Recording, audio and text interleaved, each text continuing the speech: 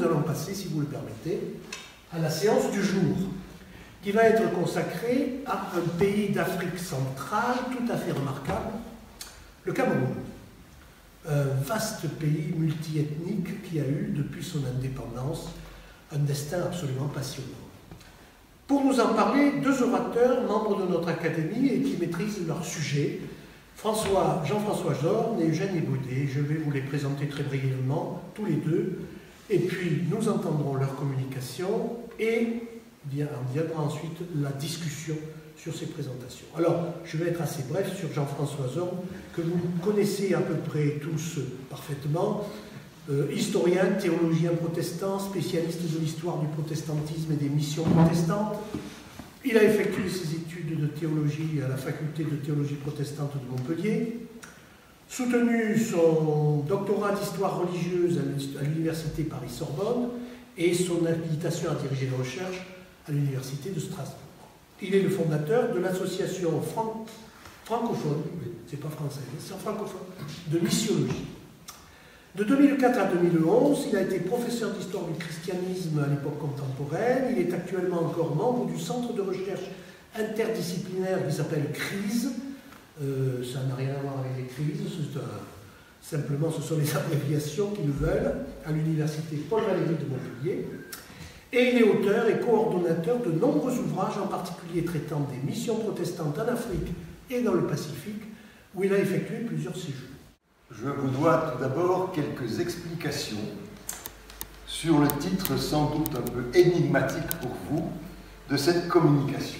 Le Cameroun, carte en main de la tradition à l'indépendance.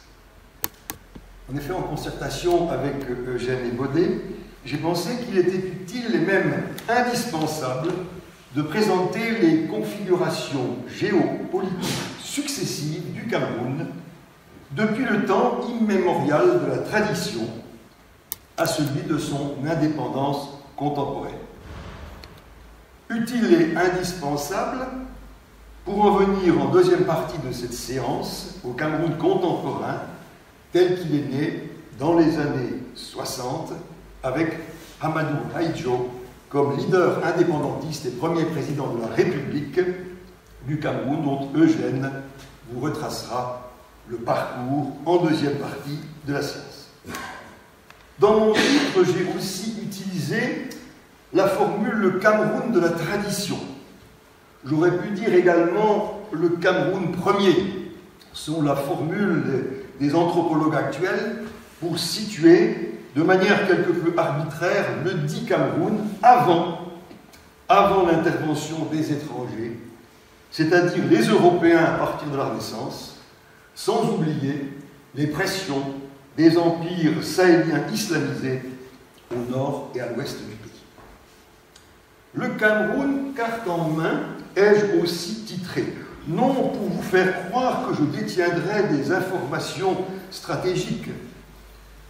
Non, je ne suis qu'un modeste ami de ce pays, plusieurs fois visité, comme on l'a dit, et un historien intéressé par son destin. Aussi, pour faire bref, comme on dit, un bon croquis vaut mieux que de longs discours, je vais faire défiler à l'écran une dizaine de cartes du Cameroun qui vont vous permettre de suivre donc l'évolution géopolitique de ce pays, et je parle sous le regard d'un géographe, spécialiste des cartes. Encore une précision, quelles sont mes sources? De nombreux articles et ouvrages d'historiens, dont je vous ferai grâce, et géographes, d'ethnologues concernant le Cameroun, mais pas de synthèse, car cela n'existe pas à l'heure qu'il est. Une histoire du Cameroun, cependant, existe, érudite et populaire à la fois, mais qui date de 1963. Non dépassée à ce jour, vous voyez l'épaisseur, malgré d'inévitables faiblesses, est éditée donc en 1963 aux éditions Présence africaine. Elle a été écrite par un Camerounais, Engelbert Mbengue, dont je voudrais juste vous dire quelques mots avant d'entrer dans le sujet. Né en 1930 à Enam-Galles, au sud du pays, Mveng est un prêtre catholique jésuite.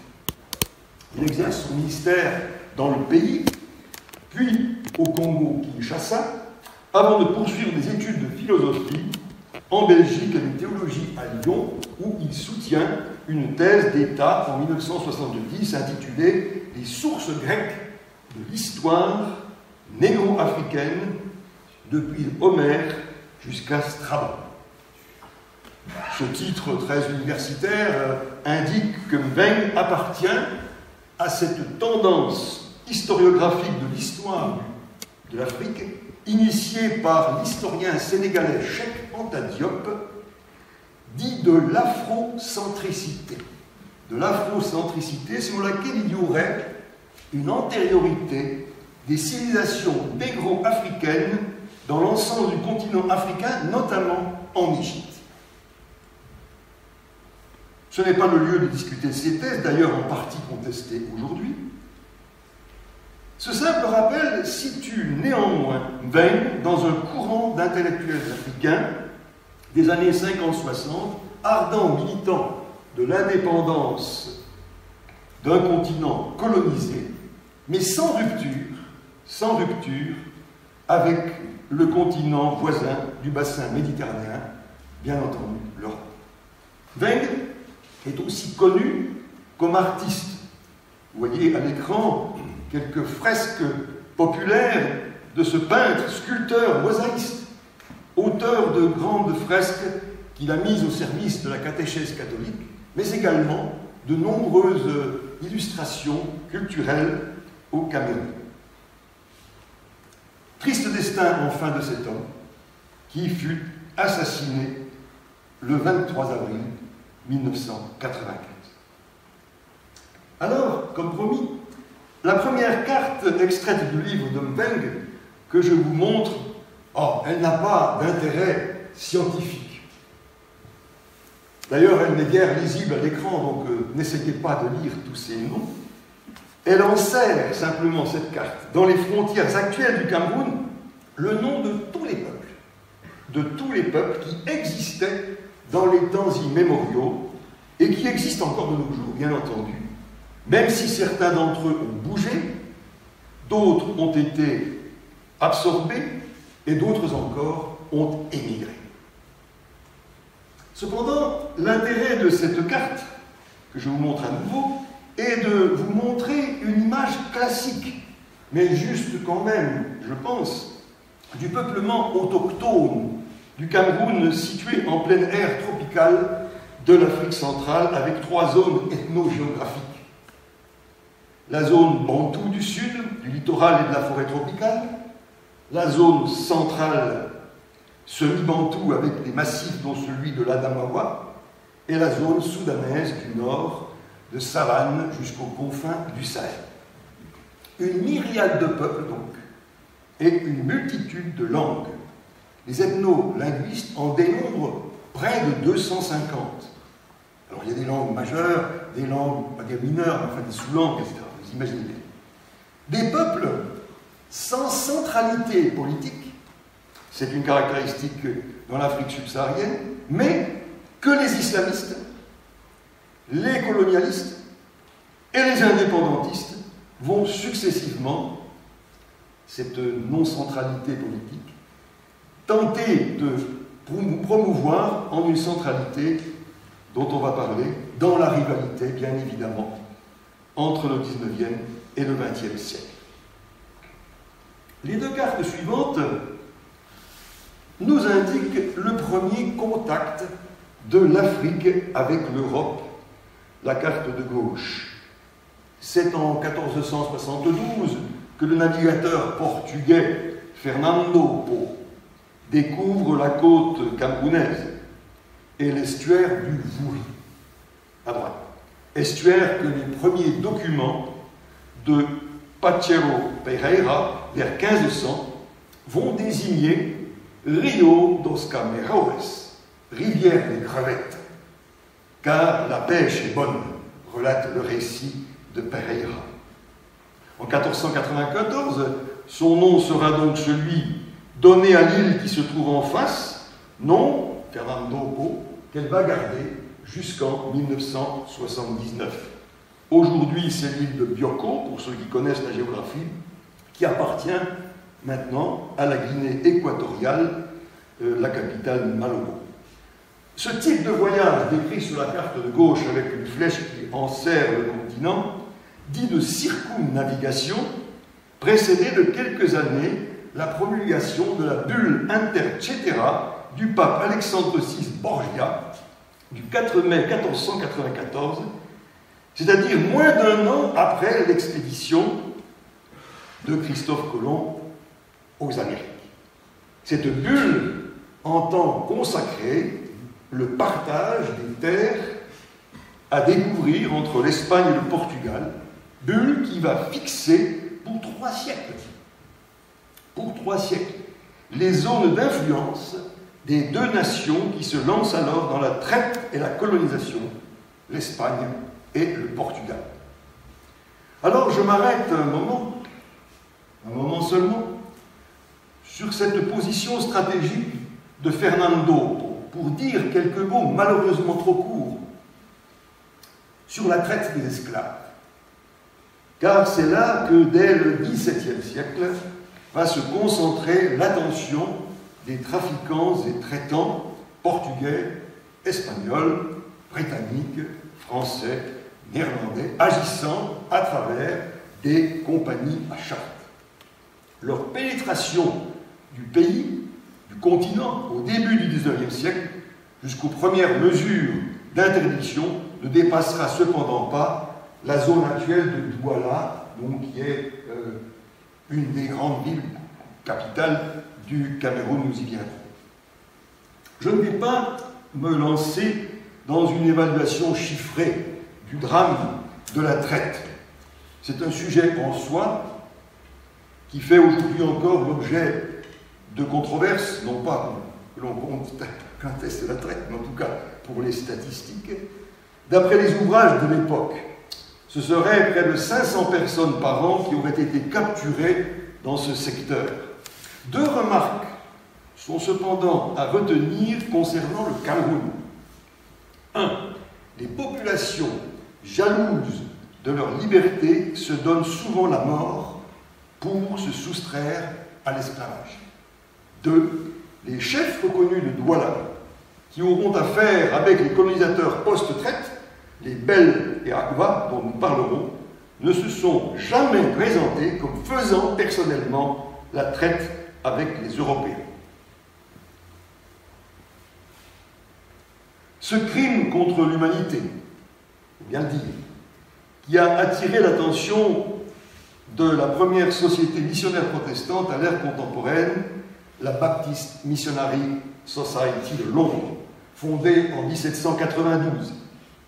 Et au début des années 1840, cette société baptiste protestante donc envoie 2 évangélistes jamaïcains à Fernando Po, dont Jackson Fuller, dont vous voyez la photo à l'écran. Libéré, Jackson Fuller, à la suite du Slavery Abolition Act de 1833, qui abolit l'esclavage, en tout cas au Parlement britannique, dans la plus grande partie de l'Empire.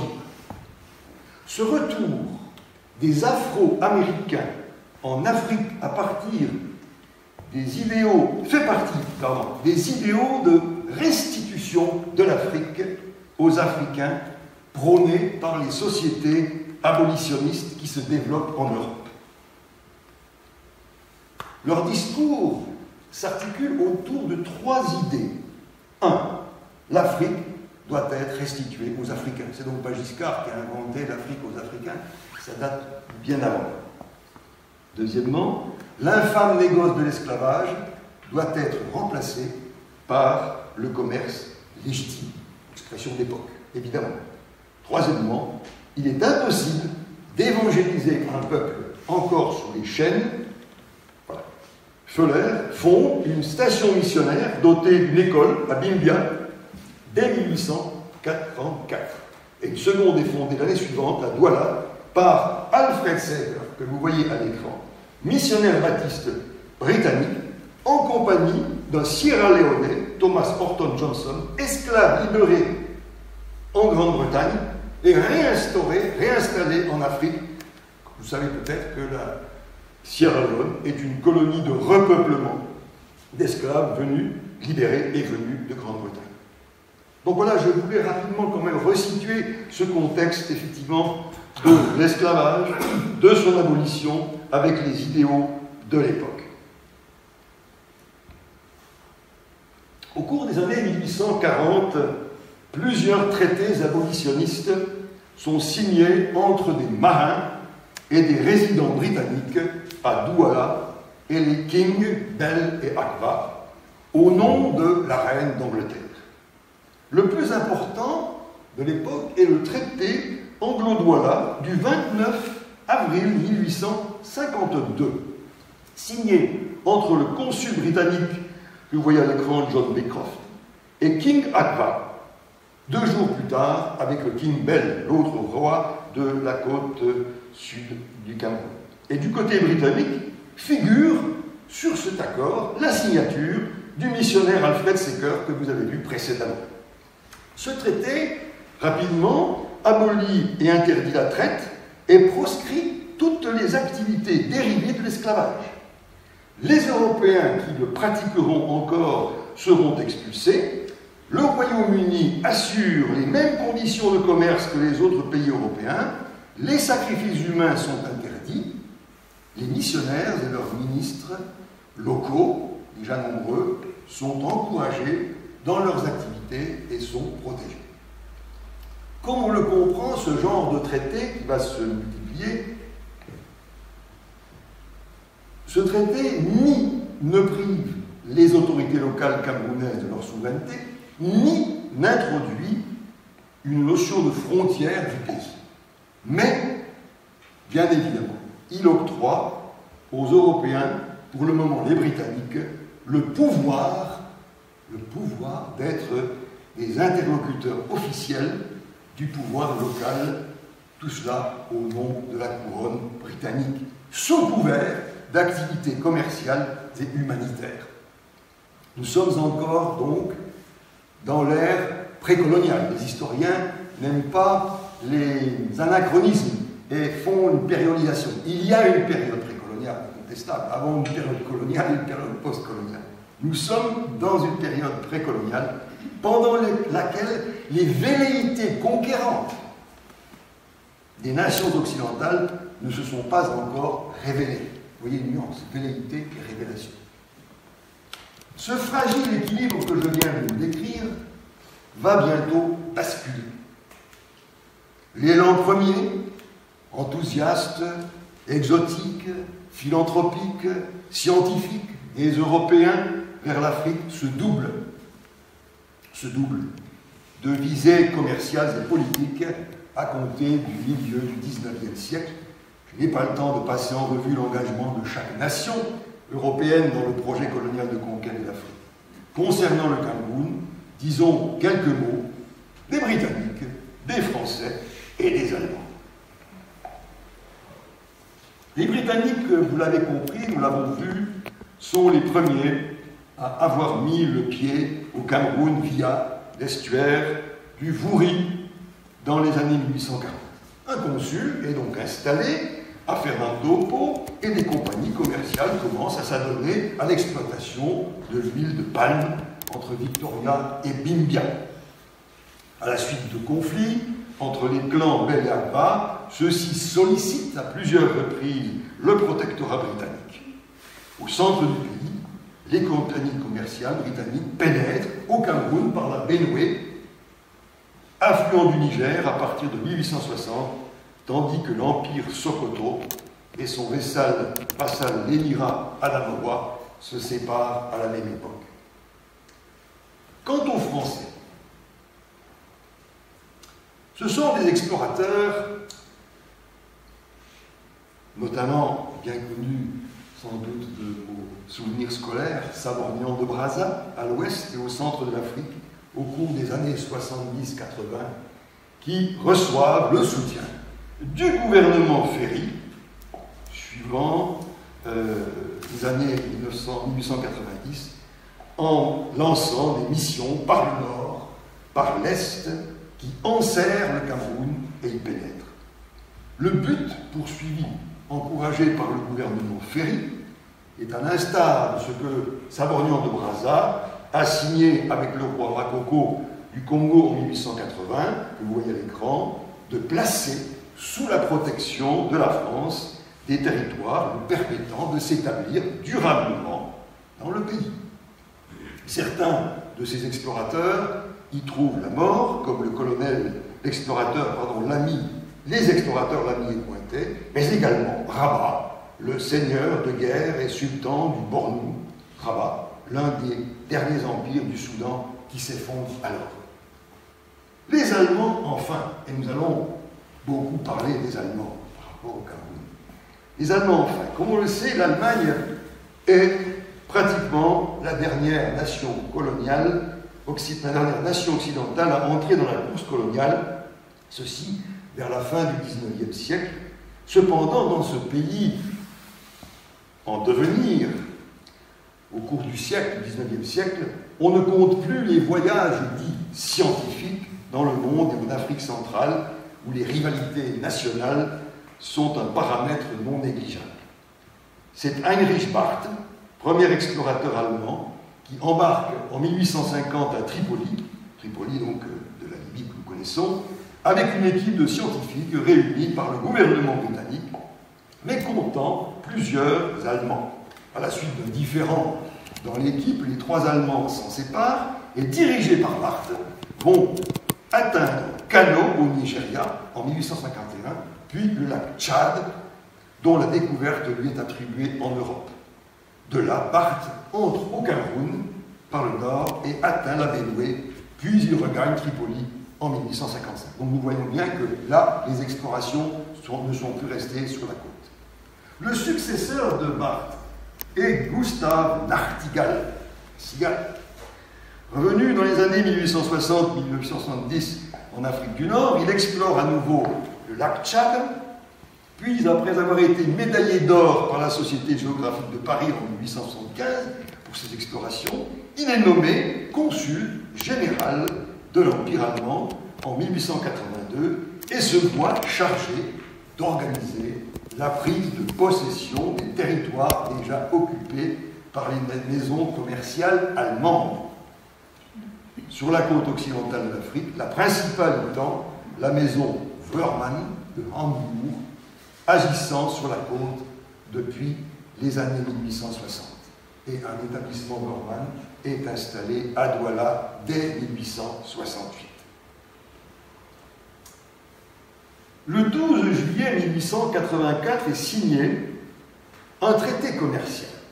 Le traité commercial germano-douala, dont vous voyez l'original du texte à gauche, même si vous ne pouvez pas le lire, donc signé entre, d'une part, les rois Doumbé, Lobé, Belé, Agua, Gika, Bondo, tous signataires, et d'autre part, Édouard Schmidt et Johannes Voss, qui représentaient 2 firmes commerciales allemandes.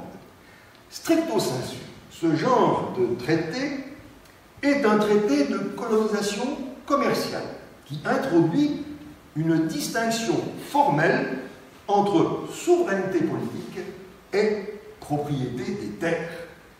Comme l'indique la clause en vert, la seule que nous lirons, qui dit « Les terrains cultivés par nous, les Camerounais, et les emplacements des villages doivent rester la propriété des possesseurs actuels et de leurs descendants. » Donc on ne dépossède pas de terres, des terres. Mais ce traité n'était qu'un préliminaire à une prise de possession nécessitant la présence d'un représentant politique de l'Empire. En effet, le même jour, qui était un samedi de cette signature, le 12 juillet 1884, le représentant de l'Empire allemand, en personne de Gustave Nachtigal, toujours lui, arrive à Douala, à la demande du roi. Nachtigal laisse passer le dimanche, il faut aller au culte le dimanche, n'est-ce pas, les protestants sont là, et le lundi 14 juillet 1884, hisse le drapeau allemand au nom du Reichstag sur 3 quartiers de la ville. La prise de possession allemande de 500 km de côte pouvait ainsi commencer. Et s'achèvera courant 1885, après que les velléités des Britanniques et des Français aient été momentanément écartés. Ces événements, 1884-1885, se déroulaient l'année où allait avoir lieu, à Berlin, le 15 novembre 1884, la conférence dite africaine, je dis bien dite africaine, de Berlin, dont les travaux vont s'achever le 26 février 1885 par la signature d'un acte général. À l'invitation du gouvernement, vous avez ce texte intégral, il faut le lire, franchement, ça vaut la peine, du gouvernement impérial d'Allemagne dirigé par Otto von Bismarck, d'accord avec le gouvernement de la République française dirigé par Jules Ferry, 14 nations et empires d'Europe, d'Amérique du Nord, de Russie et de Turquie, bien entendu, à l'exception de l'Afrique, pourtant la première concernée. Cette conférence se réunit donc à Berlin, je cite, j'ouvre les guillemets, en vue de régler, dans un esprit de bonne entente mutuelle, les conditions les plus favorables au développement du commerce et de l'assimilation dans certaines régions de l'Afrique, à assurer à tous les peuples les avantages de la libre navigation sur les deux principaux fleuves africains qui se déversent dans l'océan Atlantique, Niger et Congo. Elle désire, la conférence, d'autre part, prévenir les malentendus et les contestations que pourraient soulever à l'avenir les prises de possession nouvelles sur les côtes de l'Afrique et se préoccupe en même temps des moyens d'accroître le bien-être moral et matériel des populations indigènes. Introduction, 26 février 1885. La déclaration relative aux conditions essentielles pour que des occupations nouvelles sur les côtes du continent africain soient considérées comme effectives va préciser que les puissances qui prennent désormais possession de territoires doivent le notifier aux autres puissances signataires et assurer une autorité suffisante pour faire respecter leurs droits acquis et les libertés du commerce. Or, un débat va s'ouvrir à Berlin sur le problème de l'acquisition des terres au-delà des côtes, à l'intérieur du continent. Et c'est finalement la doctrine allemande de l'Hinterland, l'arrière-pays, qui va l'emporter. Dans la hâte, les puissances déterminent des sphères d'influence de chaque puissance, celle de l'une s'arrêtant à la frontière de la sphère de l'autre, et la frontière entre les deux étant alors arbitrairement délimitée en faisant l'objet d'accords bilatéraux ou multilatéraux ultérieurs. Ça, c'est la doctrine générale des suites de cette conférence africaine de Berlin, conférence internationale. Revenons au Cameroun. La pénétration intérieure du pays ne commença qu'au début des années 1890, sous l'administration du gouverneur Jesko von Puttkamer, en poste de 1895 à 1912. On le voit ici à gauche, à côté d'un autre personnage important de la conquête du pays, le major Hans Dominique, à Buea, où en 1901, les deux hommes ont déplacé la capitale du Cameroun de Douala dans cette cité. Derrière eux se trouve, dans un médaillon, sur un petit monument, dit Fontaine Bismarck, l'effigie du chancelier Puttmacher, fit également édifier un palais de style bavarois qu'on voit ici aujourd'hui, qui est la résidence du chef de l'État camerounais actuel. Ces images, voyez-vous, symbolisent le dispositif allemand qui va assister d'une armada d'officiers allemands et au sud du pays, aidés de tirailleurs dahoméens, imposer l'occupation allemande au pays et à ses chefs traditionnels, négocier avec la France et la Grande-Bretagne, les frontières qui vont débuter vers 1910, le premier Deutsche Kamerun. Comment s'est passée la conquête? Pour être juste, exact, exhaustif, si je puis dire, il faudrait plus de temps. Et il faudrait détailler chaque expédition militaire coloniale et chaque action de résistance civile de la population, car c'est bien de cela qu'il s'agit.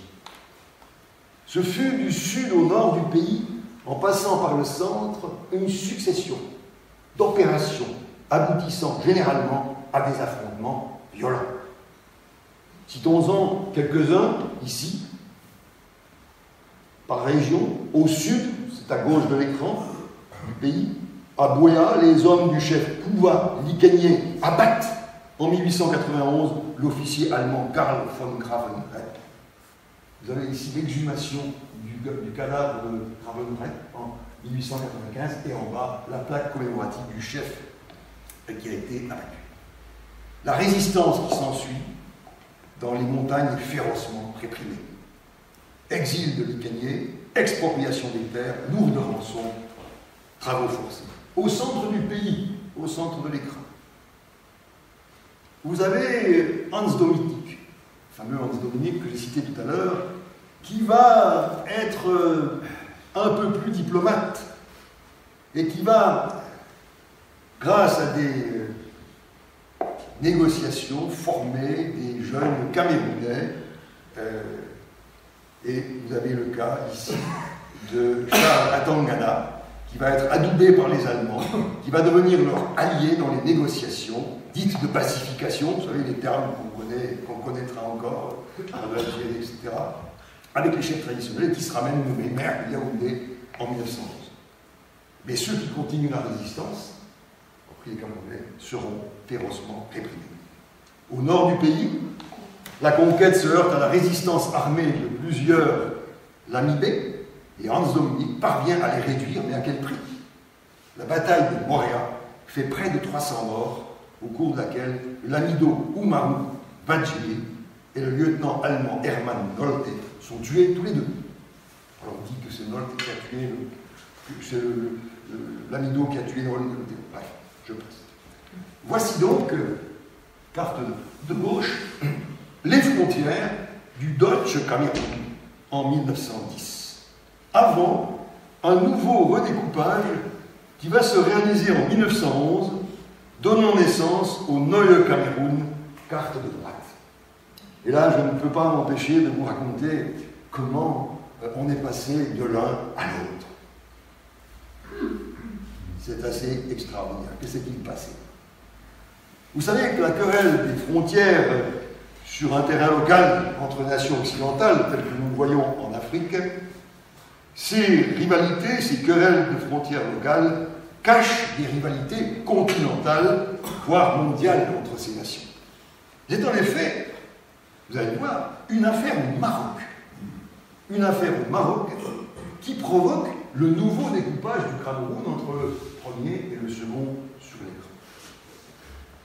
La France et la Grande-Bretagne, vous raconte brièvement l'histoire, s'étaient entendus pour que, abandonnant ses prérogatives sur l'Égypte à la Grande-Bretagne, la France se contente en quelque sorte du Maroc. Et dans cet arrangement à deux, on avait oublié le troisième larron, l'Allemagne, qui saisit l'occasion de prendre sa revanche. En 1906, lors d'une visite à Tanger de l'empereur Guillaume II, celui-ci vint proclamer qu'il se faisait le champion de la souveraineté du sultan du Maroc, en vue de défendre, bien entendu, les intérêts de l'Allemagne dans le pays. Et le discours de Guillaume II fit une telle impression en Europe qu'une conférence internationale fut convoquée à Algésiras en 1906 qui devait internationaliser le Maroc et proclamer l'indépendance du sultan. Mais la France ne vit pas les choses ainsi. Et elle entreprit la conquête du Maroc alors qu'elle avait dit qu'elle ne le ferait pas. Et à la suite d'émeutes, au cours desquelles des ressortissants français furent massacrés à Tanger, dont un ressortissant d'Aulas, mes amis. Albert Charbonnier, dont le nom a été donné par sa maman à une salle de la paroisse protestante du village. Personne ne sait pourquoi on appelle ça la salle Albert. C'est à cause d'Albert Charbonnier, assassiné sur la plage de Tanger. Alors il trafiquait, il faisait de l'évangélisation, on ne sait trop quoi. On a toujours dit que voilà. C'est comme ça qu'à Aulas, on a une magnifique salle où on ne sait trop que faire. Ouais, je passe. Donc, des émeutes qui aboutissent à l'assassinat de ressortissants français, je l'ai dit, mais également la séquestration du sultan en 1911, libéré à sa demande par les Français. L'Allemagne proteste alors, réclame sa part du partage. Bon, que fait-on? Eh bien, une négociation s'ouvre entre la France et l'Allemagne qui aboutit à une convention signée le 4 novembre 1911 par laquelle la France cède à l'Allemagne le territoire de 275 000 km² au sud et à l'est du Cameroun. Pour une histoire au Maroc, l'Allemagne cède une partie de son territoire à la France, un territoire grand comme la moitié de la France. Une étape qui va encore modifier, et oui, le statut du Cameroun, puis ses frontières, et la Première Guerre mondiale. Malgré leur croyance au neutralisme préconisé par la conférence de Berlin de 1885, et malgré un dispositif militaire conséquent au Cameroun, les Allemands n'avaient pris pendant la Première Guerre mondiale aucune initiative d'attaquer quand cette Première Guerre mondiale est déclenchée. En revanche, les Français annoncent depuis Brazzaville un plan de défense et dès le 1er août 1914 et le 6, Bonga et Singa sont attaqués au sud des deux flèches du sud de la carte. La défense allemande est défaite sous la conduite du général Joseph Heinrich. Là encore, je n'ai pas le temps de détailler les opérations militaires qui vont suivre. J'indique cependant que les troupes alliées franco-britanniques atteignent le double effectif des effectifs allemands, qu'elles bénéficiaient du support des renforts de leurs vastes territoires coloniaux, notamment les soldats indigènes mobilisés, 3 fois déjà que ceci, et qu'elles allaient utiliser la technique de l'encerclement, comme le montre la carte, avec ses flèches vertes. La perte de l'ennemi, dans ces conditions, était écrite, dit même concernant les Allemands. Les Allemands vont se contenter, si je puis dire, de la défense, aussi longtemps que possible, abandonnant presque sans résistance les villes les plus importantes, se cantonnant avec une terrible ténacité dans les postes fortifiés. Ils voulaient à la fois éviter la destruction des villes et tout gaspillage inutile, convaincus, les Allemands, qu'ils étaient de la victoire de leur pays en Europe et que ceci leur ouvrirait les portes de la colonie. Vous savez ce qu'il en a été. La guerre au Cameroun fut d'une sorte courte durée, et alors qu'un corps expéditionnaire français et britannique débarquait à Douala le 27 septembre 1914 et s'y installait, il fallut 17 mois aux autorités franco-anglaises pour que le dernier bataillon du colonel allemand Karl Zimmermann se rende le 20 février 1916. Et les conséquences pour le Cameroun de ces négociations pendant la guerre entre la France et l'Allemagne, les conséquences pour le Cameroun furent extrêmement rudes. Le départ des colons allemands conduit à l'abandon de nombreuses usines, plantations et commerces. Près de 400 missionnaires catholiques et protestants allemands et alémaniques, catholiques et protestants, j'ai bien dit, qui tenaient les écoles, les hôpitaux, sont expulsés, 400 d'un coup. Au cours des opérations militaires, des villages sont brûlés, des plantations dévastées, la famine sévit un peu partout, des mutineries, des tirailleurs ravagent le pays et conduisent au rançonnement des populations, etc. Pourtant, écrit Mbeng, la population dans l'ensemble ne fit guère de difficulté à accueillir les vainqueurs.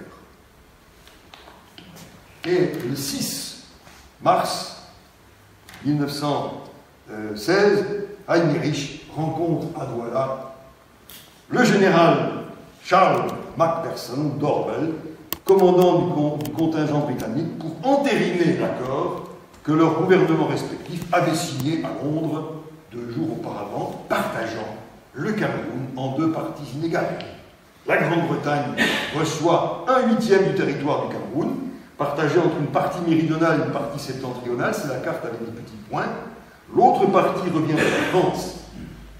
Alors, dans un ouvrage, Le partage du Cameroun entre la France et l'Angleterre, Franklin Eliom émettent une hypothèse sur les raisons de ce partage inégal entre la France et la Grande-Bretagne. Eh bien, il dit que la Grande-Bretagne n'a voulu ni démantèlement du Cameroun, ni condominium franco-britannique, mais un partage favorable à la France, qui fait partie de la nouvelle stratégie britannique visant à renforcer l'entente cordiale. L'entente cordiale entre les 2 empires, jusque-là en compétition dans le paysage mondial de l'après-guerre. Comme mon temps est largement écoulé et que le projet de cette communication consistait à vous présenter le Cameroun carte en main du temps immémorial de la tradition à l'indépendance, je vais m'arrêter là pour vous présenter la dernière carte du pays tel qu'il se présente à l'heure de son indépendance, avant que Eugène Ebonnet prenne la suite. C'est la même configuration géographique que celle qui s'est dessinée après la Première Guerre mondiale, en ce qui concerne les frontières extérieures, j'entends bien. Mais très rapidement, pour finir, et nous lisons ensemble ce qu'il y a à l'écran, je retrace les grandes lignes de l'évolution politique du Cameroun entre 1919 et 1961. Le 28 juin 1919, le traité de Versailles accorde à chaque partie du Cameroun un mandat français-britannique, validé par la Société des Nations entre le 20 juin 1922. Le 27 août 1940, le commissaire de la République française au Cameroun rallie le pays à la France libre, en transmettant les pouvoirs civils et militaires au colonel Leclerc. 10 000 Camerounais s'engagent aux côtés des troupes françaises, ou ont été engagés dans les troupes françaises, 3 500 aux côtés des troupes britanniques. Le 24 octobre 1945, la Charte des Nations Unies accorde sa tutelle aux 2 parties du Cameroun. 1946, abolition du travail forcé, le 11 avril, du Code de l'Indigénat, 12 juillet, les Camerounais deviennent citoyens de l'Union française adoptée le 27 septembre 1946. Le 1er janvier 1960, c'est l'indépendance du Cameroun sous mandat français, naissance de la République du Cameroun, Amadou Haïdjo, le président élu. Et le 11 février 1961, plébiscite organisé par l'ONU, la partie septentrionale du Cameroun sous mandat britannique se rattache au Nigeria, la partie méridionale sous mandat français se rattache au Cameroun. C'est la naissance de la République fédérale du Cameroun. Et enfin, le 20 mai 1972, référendum organisé par Haïdjo, le pays est renommé République unie du Cameroun. Je vous remercie.